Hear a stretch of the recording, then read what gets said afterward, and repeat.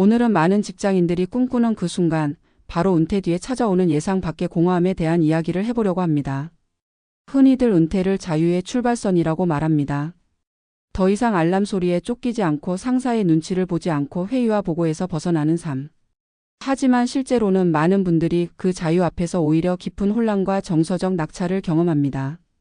그리고 그 공허함은 생각보다 훨씬 더 빠르게 찾아옵니다. 저희가 만났던 한 남성 30년 넘게 제조업에서 근무한 58세 박모 씨의 사례는 아주 대표적입니다. 그는 퇴직 후 가장 먼저 하고 싶었던 일이 바로 하루 종일 아무것도 하지 않는 것이었습니다. 그 자유가 마치 오랫동안 기다리던 휴가처럼 느껴졌고 처음 며칠은 정말 행복했다고 합니다. 그러나 일주일이 지나고 한 달이 지나자 박 씨의 하루는 의미 없이 흘러가기 시작했습니다. 늦게 일어나고 느긋하게 밥을 먹고 TV를 보다 보면 어느새 저녁이 되어 있었고 하루는 그렇게 소리 없이 지나갔습니다. 그렇게 몇 달이 지나자 박 씨는 스스로에게 이렇게 묻기 시작했다고 합니다.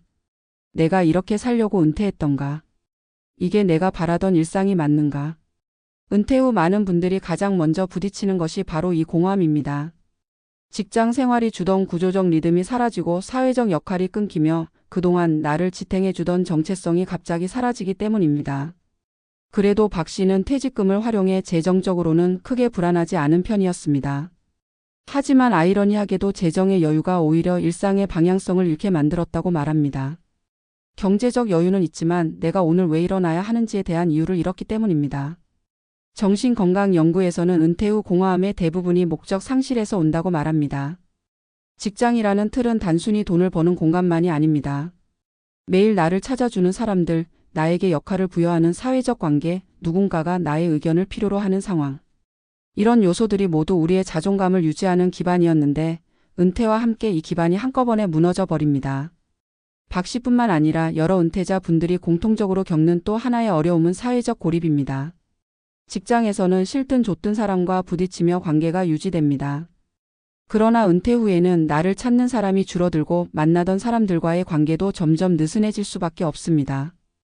연구에 따르면 퇴직 후 2년 이내에 사회적 관계망이 평균 40% 이상 줄어드는 것으로 나타납니다. 이 변화는 생각보다 빠르고 깊고 조용하게 찾아옵니다. 심리적 어려움이 깊어지면서 재정적 불안도 함께 고개를 듭니다. 처음 몇 달은 이 정도면 충분하겠지라고 생각하지만 시간이 지날수록 지출의 구조가 불안정해지고 돈이 들어오는 흐름이 끊긴 현실이 심리적 압박으로 다가옵니다. 매달 고정 수입이 사라진다는 것은 단순한 숫자의 변화가 아니라 마음의 안정이 흔들리는 문제입니다. 그래서 은퇴자들은 같은 금액을 쓰더라도 현역 시절보다 훨씬 더 큰 부담감을 느낍니다. 결국 박 씨는 어느 날 자신이 가장 무서워하는 감정이 심심함이라는 것을 깨달았다고 합니다. 아무도 부르지 않는 하루, 누구도 나를 필요로 하지 않는 일상, 스스로 만든 휴식이 더 이상 휴식이 아닌 상태. 그때부터 삶의 방향을 다시 찾기 위해 여러 활동을 시도했습니다. 동네 도서관 자원봉사, 걷기 모임 참여, 소규모 강좌 수강. 놀랍게도 그는 이 과정에서 오히려 늦게 피는 새로운 자아를 발견했다고 말합니다. 누군가에게 작게나마 도움이 된다는 감각, 매주 누군가와 약속이 있다는 안정감, 그리고 하루를 채우는 이유들이 다시 하나씩 쌓이기 시작한 것입니다. 우리가 은퇴 후 마주하는 공허함은 개인의 실패가 아닙니다. 오히려 너무나 자연스러운 과정입니다. 30년 넘게 한 리듬으로 살아온 사람이 단 하루 만에 새로운 삶의 구조를 만들 수는 없습니다. 중요한 것은 공허함 자체를 두려워할 필요가 없다는 것입니다. 그 감정은 새로운 삶을 만들어가는 과정에서 거쳐가는 하나의 단계이기 때문입니다. 문제는 그 공백을 어떻게 채우느냐에 달려 있습니다. 은퇴 후 삶이 텅 빈 이유는 우리가 돈을 준비했지만 시간은 준비하지 않았기 때문입니다. 재정은 은퇴의 기초일 뿐이고 그 위에 쌓이는 것은 심리적 안정과 사회적 관계 그리고 나를 지탱하는 작은 루틴들입니다. 결국 은퇴 후 진짜 삶을 바꾸는 힘은 숫자가 아니라 일상의 의미입니다. 오늘 이야기가 시청자 여러분에게 한 가지 질문을 남겼으면 합니다. 나는 은퇴 후 어떤 이유로 아침에 일어나게 될까? 이 질문에 대한 답을 찾는 순간 공허함은 더 이상 두려움이 아니라 새로운 시작의 신호가 됩니다. 혹시 여러분은 이런 생각을 해본 적이 있으신가요? 매일같이 반복되는 출근길을 버티며 언젠가 은퇴만 하면 그날부터 내 삶은 완전히 달라질 거야 라고. 회의와 보고에서 해방되고 상사의 눈치를 보지 않아도 되고 여유로운 오전과 늦은 점심이 있는 삶. 그런데 정말 그날이 찾아왔을 때 여러분의 일상은 기대한 대로 움직일까요? 혹은 너무나 낯설고 텅 비어버린 하루를 마주하게 되지는 않을까요? 오늘은 수많은 직장인들이 꿈꾸는 그 은퇴 뒤에 찾아오는 예상치 못한 공허함과 혼란에 대해 이야기해 보려고 합니다. 그리고 그 감정을 어떻게 다루어야 하는지 실제 사례를 통해 함께 생각해 보겠습니다. 저희가 만난 은퇴자 중에는 이런 말을 한 분이 있습니다. 은퇴는 달콤한 자유가 아니라 내가 사라진 느낌이었습니다. 이 말은 은퇴자 분들의 심리를 가장 정확하게 설명하는 표현이기도 합니다. 직장 생활은 때로는 고단하고 힘들지만 동시에 우리의 정체성과 일상의 구조 그 자체입니다. 정해진 시간에 일어나고 해야 할 역할이 있고 누군가가 나를 필요로 하는 하루가 있습니다. 그런데 은퇴는 이 모든 구조가 단숨에 사라지는 시간입니다. 의외로 많은 분들이 이제 아무것도 하지 않아도 되는 삶 앞에서 깊은 해방감보다 더 큰 혼란을 느낍니다. 그 혼란의 이름이 바로 공허함입니다. 58세 박모 씨의 사례는 많은 분들께 익숙하게 느껴질 것입니다. 박 씨는 제조업에서 30년 넘게 근무하며 늘 시간을 쫓겨 살았습니다. 그래서 은퇴하면 가장 먼저 하고 싶었던 것이 바로 하루 종일 아무것도 하지 않는 것이었습니다. 그의 표현에 따르면 처음 며칠은 꿈만 같았다고 합니다. 아침에 알람을 맞출 필요도 없고 아내가 만들어준 따뜻한 국을 천천히 먹으면서 여유롭게 하루를 시작하는 기분. 그동안의 고단함을 보상받는 듯한 하루였습니다. 하지만 그 평온함은 오래가지 않았습니다. 일주일이 지나고 한 달이 지나자 박 씨의 하루는 구조를 잃었습니다. 늦게 일어나고 TV를 보다가 점심을 먹고 산책을 하다 보면 어느새 저녁이 되어 있었습니다. 시간은 흘렀지만 그는 아무것도 이룬 것이 없다는 기분이 들기 시작했습니다.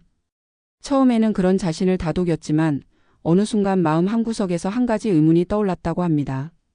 내가 이렇게 살려고 은퇴했던가? 이 질문은 은퇴자에게 찾아오는 심리적 경계선입니다. 흔히들 은퇴하면 행복해질 것이라고 생각합니다. 그러나 직장이 사라지면 우리는 생각보다 빨리 나의 역할이 사라졌다는 감정을 마주하게 됩니다. 직장은 단순한 일터가 아니라 사회적 존재감을 느끼게 해주는 공간이었고 하루의 구조를 만들어주는 리듬이었습니다. 이 리듬이 사라지면 시간을 사용하는 방식이 갑자기 공중에 떠버립니다. 무엇을 해야 할지 모르겠다는 감정은 그저 선택지가 많아서가 아니라 삶을 지탱해 주던 틀이 무너졌기 때문입니다. 박 씨는 어느 순간부터 하루를 의미 있게 보내기 위한 노력이 필요하다는 사실을 깨달았습니다. 하지만 그 변화는 생각처럼 쉽지 않았습니다. 왜냐하면 은퇴 후의 공허함은 단순히 시간의 문제가 아니라 정체성의 문제이기 때문입니다.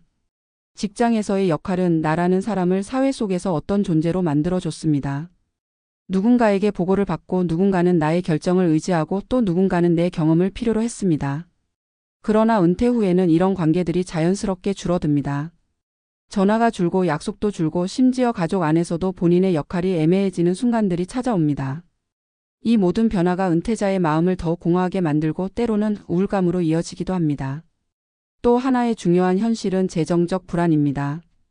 은퇴자가 겪는 불안은 단순히 돈이 부족해서 생기는 것이 아닙니다.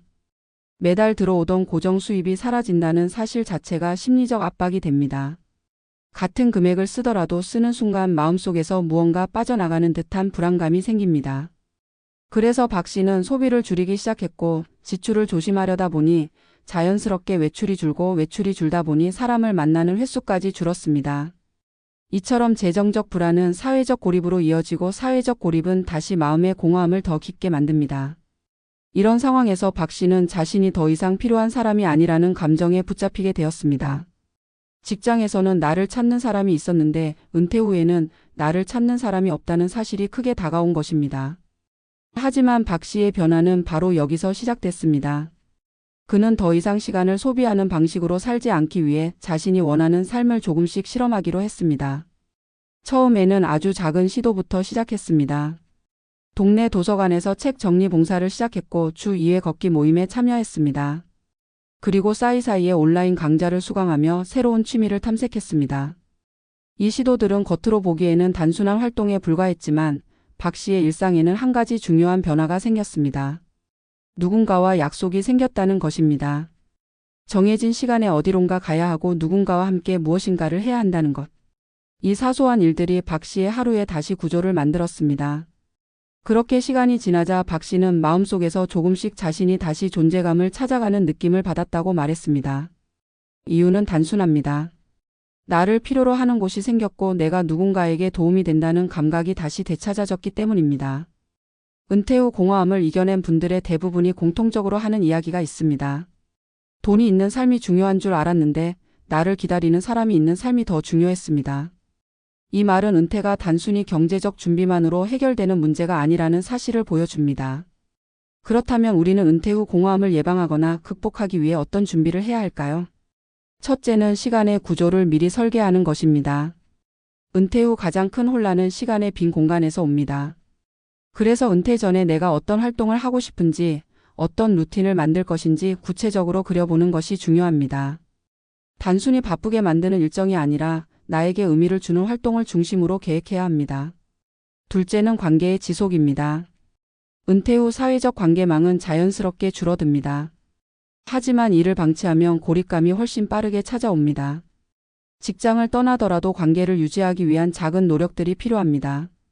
함께 식사할 사람, 함께 운동할 사람, 함께 취미를 공유할 사람.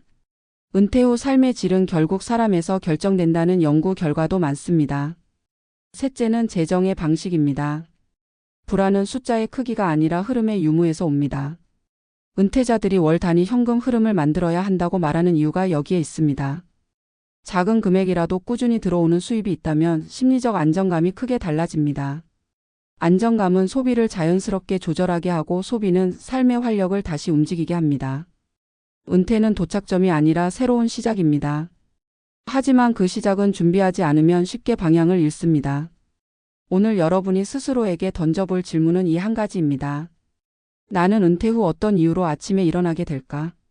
이 질문에 대한 답을 찾는 과정이 바로 은퇴 후 공허함을 이겨내는 첫 번째 단계입니다. 삶의 구조를 스스로 만들 수 있을 때 비로소 진짜 은퇴가 시작됩니다.